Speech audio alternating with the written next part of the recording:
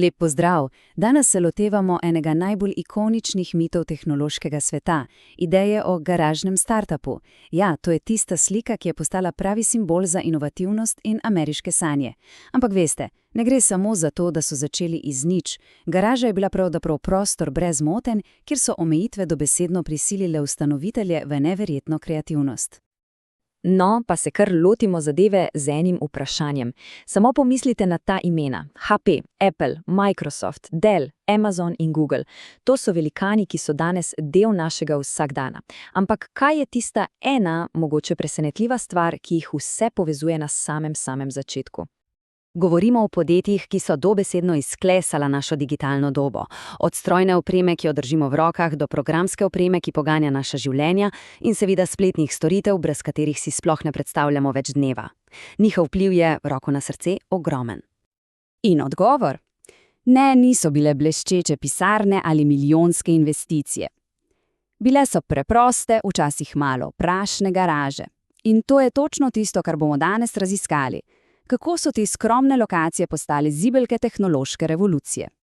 Začnimo čisto na začetku, pri temeljih, pri podjetjih, ki so ustvarila fizično osnovo za vse, kar je sledilo.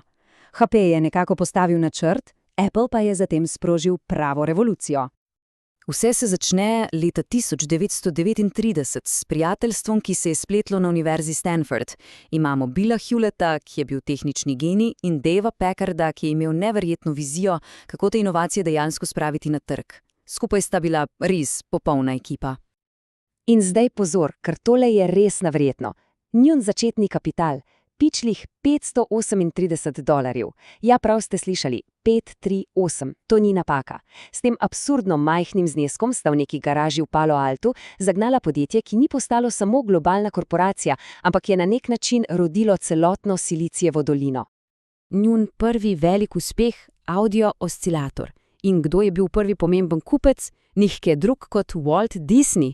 Potreboval je 8 teh naprav za takrat revolucionarni film Fantazija.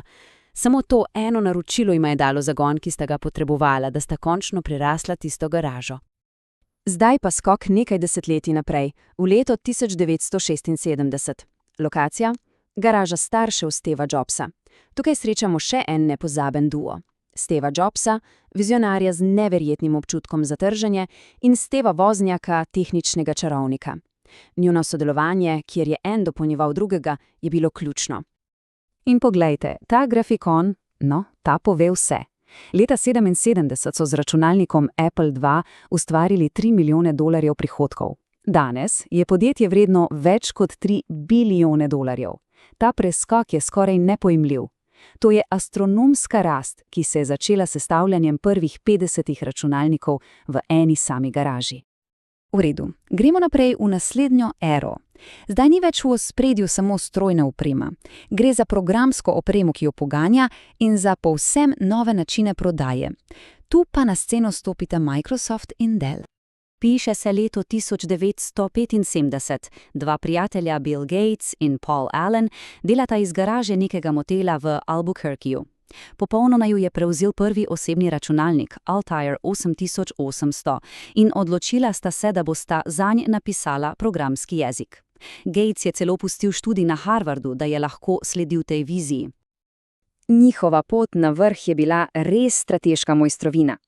Ključni trenutek, ko so licenco za svoj operacijski sistem, MS-DOS, prodali gigantu IBM-u. To jim je odprlo vrata za razvoj Windowsa in uresničitev tiste slavne Gatesove vizije, računalnik v vsakem domu in na vsaki mizi. Zanimivo je, da je kasneje sam Gates rekel, da je garaža postala simbol za podjetnike. Torej, ne gre nujno za fizični prostor, gre za miselnost, za idejo, da lahko z vizijo, osredotočenostjo in trdnim delom iz popolnega ničesara ustvariš nekaj, kar spremeni svet. Medtem pa je Michael Dell v svoji garaži blizu Teksaške univerze razvijal nekaj povsem drugega. Njegova inovacija ni bila tehnična, ampak poslovna. Vprašal se je, zakaj ne bi računalnikov, ki so sestavljeni po meri, prodajali direktno strankam. S tem bi zaokšli vse posrednike in seveda znižali cene. Genialno, kaj ne? In spet ista zgodba. Skoraj nični začetni kapital. Michael Dell je svoje podjetje zagnal s $1000, ki jih je prihranil v svoji študentski sobi. To je samo še en dokaz, da na začetku ni bil ključen denar, ključna je bila ideja.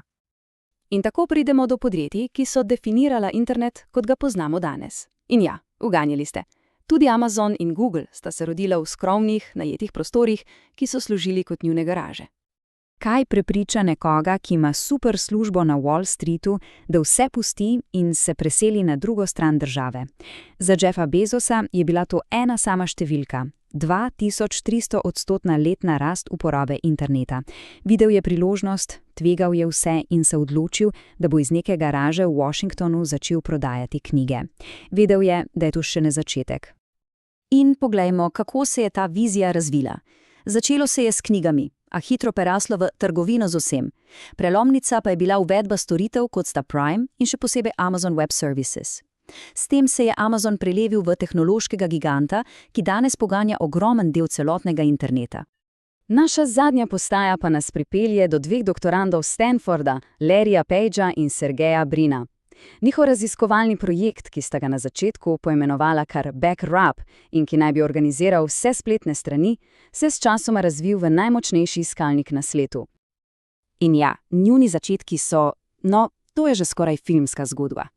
Leta 1998 sta najela garažo od Susan Wojcicki, ki je mimogrede kasneje postala direktorica YouTubea, za $1700 na mesec. Mize, narejene so bile kar iz starih vrat. Sredi tega ustvarjalnega kaosa in za enim samim čekom za $100,000 so zgradili temelje podjetja, ki danes organizira praktično vse informacije na svetu. Ko pogledamo vse te zgodbe skupaj, postane jasno, da zapuščina garaže presega zgolj prostor. Gre za simbol okolja, kjer so pomanjkanje sredstev in popolno osredotočenost na en sam cilj omogočili preboje, ki jih v velikih, togih korporacijah morda sploh ne bi bilo. Torej, kaj je tista rdeča nit, ki povezuje vse te zgodbe? Predvsem strast, neverjetna vztrajnost in prepričanje, da velikost prostora nikoli ne omeljuje velikosti ideje. To niso samo zgodbe o tehnologiji, so dokaz, kaj vse je mogoče doseči z jasno vizijo.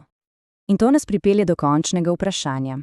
Mito garaže nas uči, da se velike revolucije vedno začnejo v majhnem.